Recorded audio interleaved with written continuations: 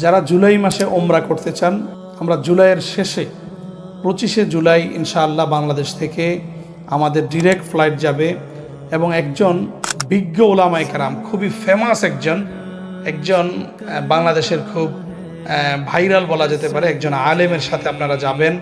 খুব সুনামধন্য এবং খুব জ্ঞানী মানুষের সাথে আপনারা ওমরা করতে পারবেন।